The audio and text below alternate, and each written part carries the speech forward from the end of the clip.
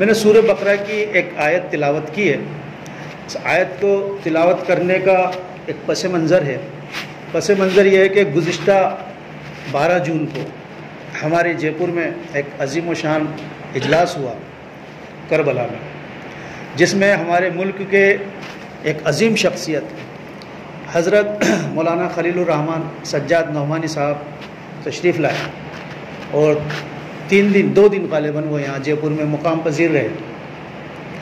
عوام نے پرزور طریقے سے خوش آمدید کہا اور پورے جذبے کے ساتھ، پوری جسے ہم کہیں خوش اخلاقی کے ساتھ، اور کہا جا سکتا ہے کہ بالکل اطاعت کے ساتھ وہاں جمع ہوئے. اور ایک بہت ہی خوبصورت منظر پوری دنیا کے سامنے آیا، اور یہ تھا کہ جے پور کے مسلمان علماء کی قدر کرتا ہے، ساتھ ہی وہ دین کے معاملے میں حساس ہے، اور رسول اللہ صلی اللہ علیہ وسلم کی محبت میں آگے رہنے والا ہے، لیکن ساتھ ہی ہوش و حواس والا ہے، جذبات کو بھڑکنے نہیں دیتا ہے. لاکھوں کی بھیڑ بنا کہیں ایک ذرا سا بھی شور شرابہ کیے سمٹ بھی گئی، اور پورا جلسہ خاموشی سے سنا بھی گیا. مولانا کی جو تقریر تھی اس کے معنی کیا ہیں؟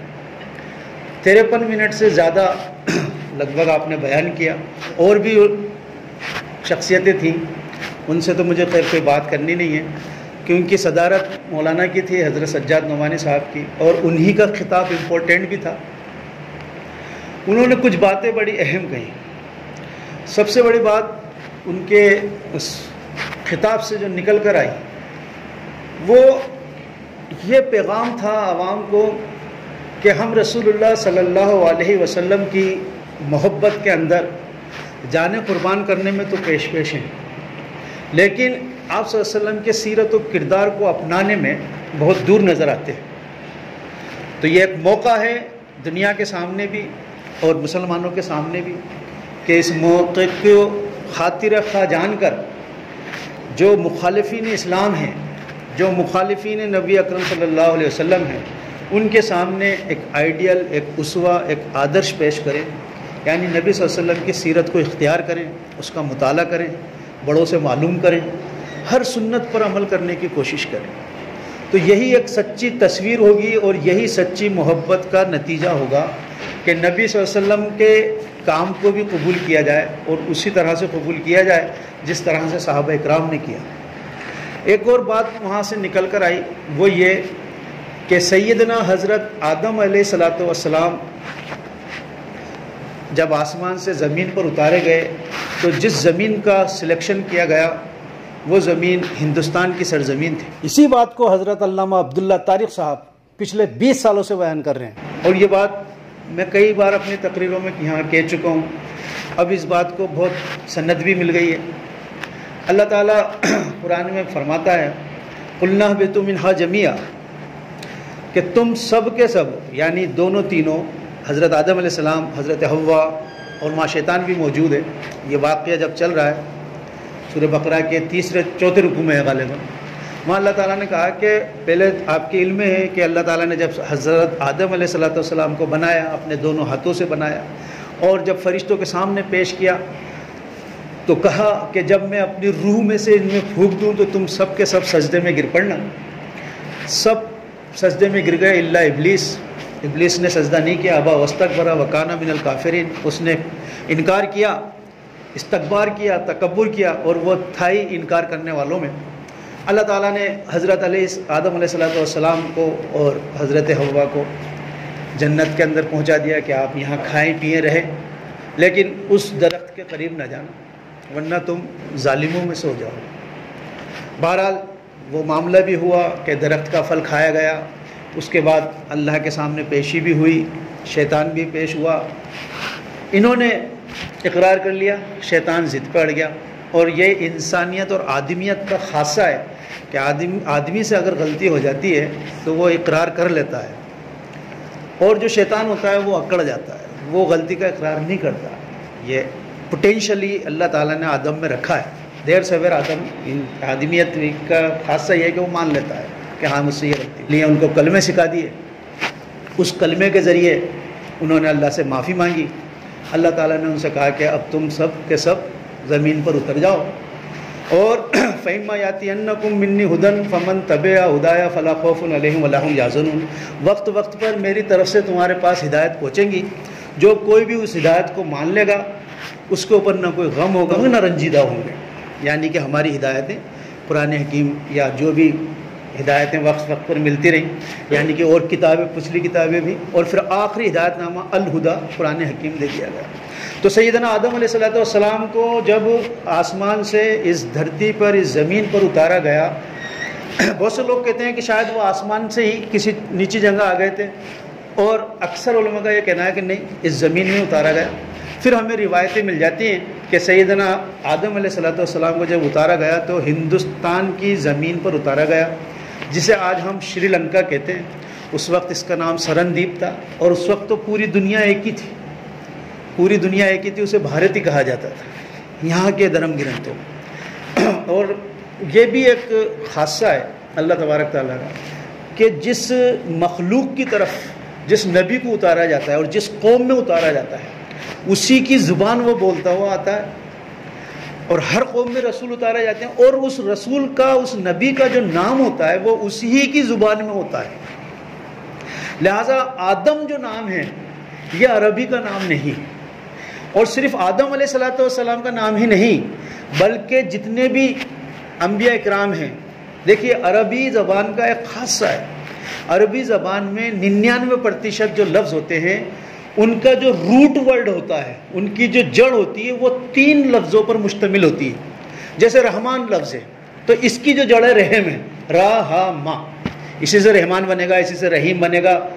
علم لفظ ہے، عین لام میم، اسی سے تعلیم بنے گا، اسی سے معلم بنے گا، اسی سے اعلام بنے گا۔ تو اس میں 99% جو لفظ ہوں گے عربی زبان میں آپ کے ہمارے بھی، تو اس کا جیسے میرا نام اصغر ہے تو یہ بنا ہے صاد غین اور را سے، صغیر، صغر یعنی چھوٹا۔ اکبر ہے تو کاف با را، کبیر سے اکبر، افل کے وزن پر۔ تو عربی کا جو نام ہوگا اس کا روٹ ورڈ ہوگا۔ تو انبیاء اکرام کے جتنے بھی نام ہیں رسول اللہ صلی اللہ علیہ وسلم کو چھوڑ کر، ان سب کے نام اپنی اپنی زبانوں میں ہیں، لہٰذا قرآن نے ویسے کے ویسے اٹھا کے ان کے نام رکھ دیے۔ ابراہیم، اب اس کا کوئی روٹ ورڈ نہیں ہے۔ نوح، کوئی روٹ ورڈ نہیں ہے۔ آدم، روٹ ورڈ نہیں ہے۔ محمد صلی اللہ علیہ وسلم، اس کا روٹ ورڈ ہے حمد، ہا میم دال، حمد یعنی تعریف کرنا۔ سمجھ رہے ہیں آپ میری بات؟ کیونکہ آپ عربی زبان میں عربی لوگوں کی طرف اتارے گئے تو آپ کا نام عربی میں ہے۔ تو آدم جو نام ہے وہ سنسکرت میں لفظ، اس کا مادہ بہت ڈھونڈنے کی کوشش کی گئی، چونکہ اس بات کا اقرار لوگ جلدی سے مانتے نہیں تھے کہ سیدنا آدم علیہ السلام کو ہندوستان میں اتارا گیا، جبکہ انہی آیتوں کی تفسیر نے علامہ شوقانی نے فتح الکبیر کے اندر بہت بحث کی ہے اور بتانے کی پوری کوشش کی کہ آدم علیہ السلام کو بھارت کے اندر اتارا گیا۔ لہٰذا یہ بھارت، یہ ہندوستان مقدس زمین ہے۔ پوری لوگوں کی جو ہندوستان میں جو رہتے ہیں اور کاسٹیں، ان کے لیے یہ جنم بھومی ہو سکتی ہے کیونکہ ان کی پیدائش یہاں ہوئی ہے۔ ان کے لیے کرم بھومی ہو سکتی ہے کہ ان کو یہاں پر کرم کرنا ہے، جو بھی کام کرنا ہے۔